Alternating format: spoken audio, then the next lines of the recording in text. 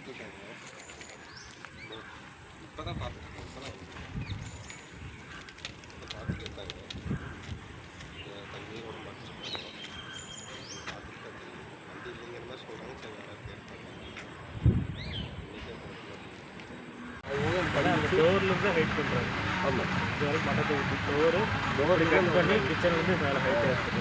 இது வந்து ரொம்ப இருக்கும். அதுக்கு வந்து 3 நாள் போட்டுருவீங்க. சொல்லி நான் சொல்லி ரூபத்தை ஓடுறது ரூபத்தை போட்டுருவேன். பரவாயில்லைன்னு சொல்லுவீங்க. பெரிய வெட்டிட்டு தள்ளிட்டு போனாலும் நம்ம கவலைப்படணும். தள்ளிட்டு போனால் தான் கவலைப்படணும். அதில் வெயிட்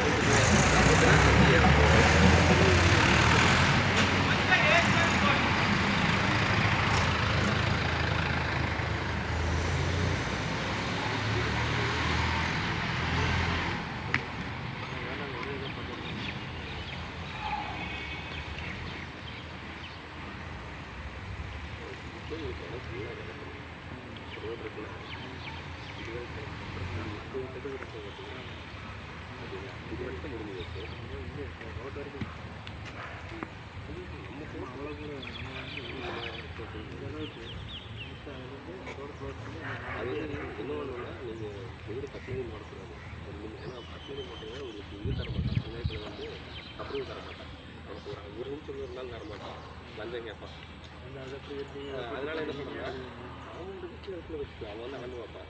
இது வந்து அது ஒரு மாதம் 2 மாதம் 3 மாதம் கழிச்சு அப்புறம் இறக்கிக்கலாம். நீங்கள் கையோட போகணும்னு நினச்சிங்கன்னா போட்டிங்கன்னா அவன் வந்து இதெல்லாம் எடுங்க, இதெல்லாம் ரோடு இது ஒரு பெரிய ரோட் ஆக்கிரமிக்கிறீங்களா அப்படின்னு சொல்லுவாங்க. அது இறக்குறது அது ஒன்று இறக்குனதுக்கப்புறம் ஒன்றும் சொல்ல போகிறது இல்லை. அப்ரூவ் வாங்குறதுக்காக சொல்கிறேன். ஏன்னா இப்போ ரெண்டு பழத்தில் ஆல்ரெடி சேர்த்து கட்டினதுக்கு 20,000 30,000 லஞ்சம் கேட்டாங்க.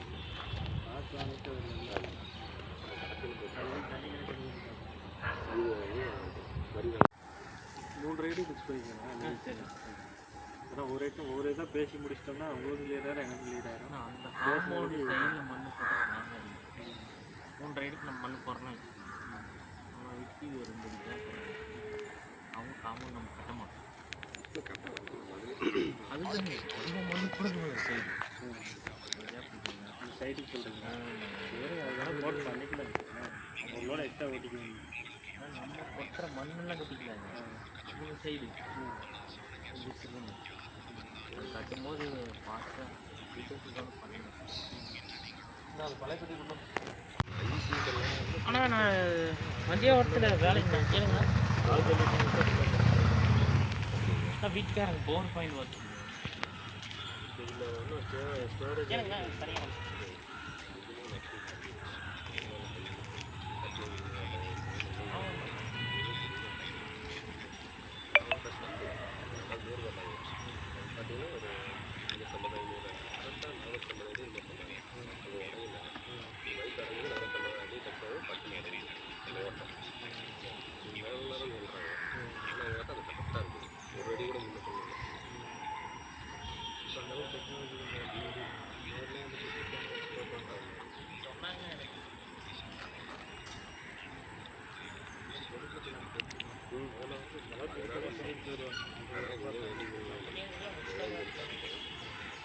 புதுசு அதனால போட்டாங்க.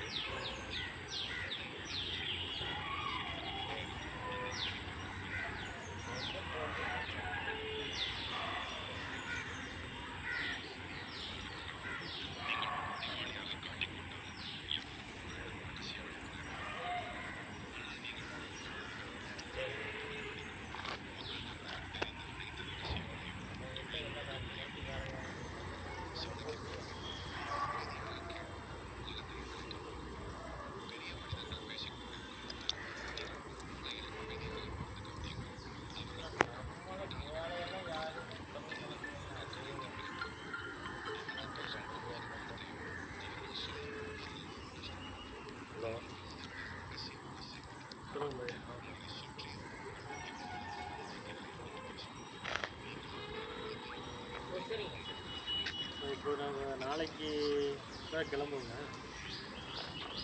இப்போ சங்கருக்கு நேற்றே போயிட்டு ஏற்றி செப்பாட்டிட்டோம்.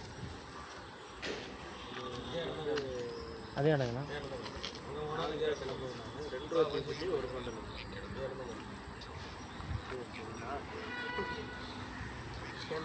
ஆ சரி சரிங்க அந்த இடத்துல